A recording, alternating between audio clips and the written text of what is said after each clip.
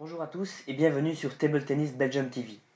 Aujourd'hui, je vais vous présenter le premier épisode d'une série de podcasts concernant la tactique et la stratégie au tennis de table.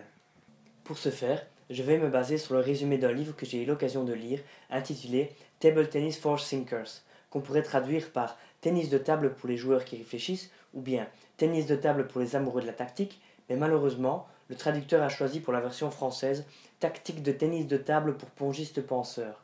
Titre que je trouve un peu long, mais bon, ce n'est pas vraiment le sujet. Alors, ce livre a été écrit par Larry Hodge, qui est un coach américain reconnu. Il a été notamment coach de l'équipe nationale junior et éditeur de magazines concernant le tennis de table pendant plus de 12 ans.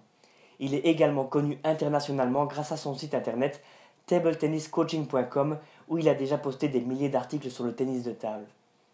Si vous voulez aller plus loin dans l'expertise, je vous conseille de consulter le lien qui est disponible dans la description et de vous abonner à la chaîne pour ne pas rater le prochain épisode.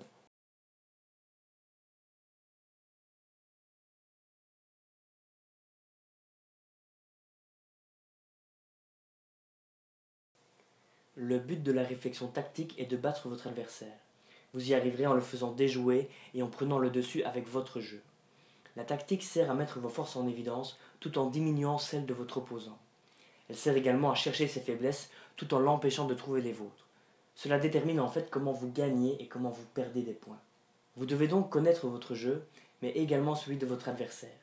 Il est rare d'avoir une lecture correcte de chaque opposant, c'est pourquoi vous devriez bien vous connaître. Mais connaissez-vous parfaitement votre jeu? On ne devient pas tacticien en se limitant au conseil du coach entre deux sets. Cela se développe au quotidien, à l'entraînement, en regardant les autres, en regardant des vidéos sur Table Tennis Belgium TV par exemple. La première étape est de comprendre pourquoi certaines tactiques fonctionnent. La tactique n'a pas de sens si vous ne savez pas exécuter le coup qu'il faut au bon moment. Développez donc votre jeu, pensez stratégiquement. Beaucoup de joueurs disent « je pense tout le temps à ce que je vais faire, je réfléchis trop, je m'en mêle tout seul dans mon style de jeu ». Le vrai problème est de savoir quand penser. Alors la règle est simple. Dans un match, il faut penser entre les sets et entre les points. Quand le point commence, vous arrêtez de penser. Vous bloquez votre esprit et vous y allez. Car l'inconvénient en réfléchissant pendant les points, c'est l'hésitation. Dès que la balle est lancée, vous arrêtez de penser à ce que vous allez faire et c'est votre subconscient qui tient la barre. Alors, entre les points, vous devriez réfléchir relativement simplement afin de pouvoir garder les idées claires pour le point suivant. Dès que vous savez quoi faire durant un match, il n'est pas conseillé de penser trop à chaque balle. Concentrez-vous sur votre tactique, mais soyez toutefois prêt à faire de légères modifications en fonction de l'attitude de l'adversaire.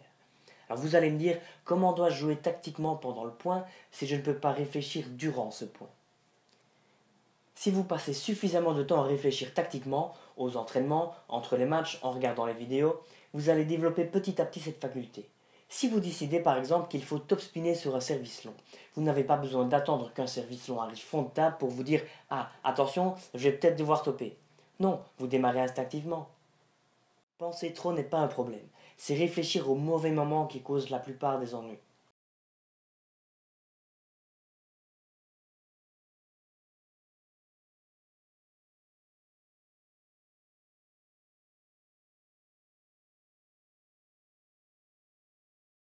Stratégie, tactique, quelle est la différence? La stratégie est la manière dont vous développez votre jeu. Elle s'établit sur le long terme. La tactique, quant à elle, sert à utiliser ce que vous savez faire pour gagner. C'est de la pensée à court terme, de la mise en place souvent pour un match bien spécifique. Supposons par exemple que vous avez un coup droit faible sur balle coupée. Quand votre adversaire pousse coupé dans votre coup droit, vous devez tactiquement choisir si vous employez votre coup droit faible, avec un bon placement, une bonne profondeur, ou si vous poussez juste en retour. Tactiquement, cela semble être vos deux seules options. Stratégiquement, vous devriez noter cette faiblesse dans votre jeu et courir vous entraîner à top spinner sur balle coupée. Vous serez donc moins limité tactiquement car vous saurez topper directement plus fort sur cette balle coupée.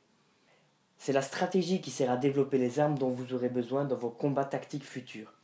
Mais cela va dans les deux sens. C'est en effet votre réflexion tactique qui vous dit quelles parties de votre jeu doivent être encore améliorées. Il est donc très important d'apprendre les deux. Voilà, c'est déjà la fin du premier épisode de Tactique et stratégie en tennis de table. Si vous voulez plus d'infos concernant le livre, le lien dans la description. N'hésitez pas à laisser vos impressions en commentaire et à vous abonner à la chaîne YouTube. A bientôt!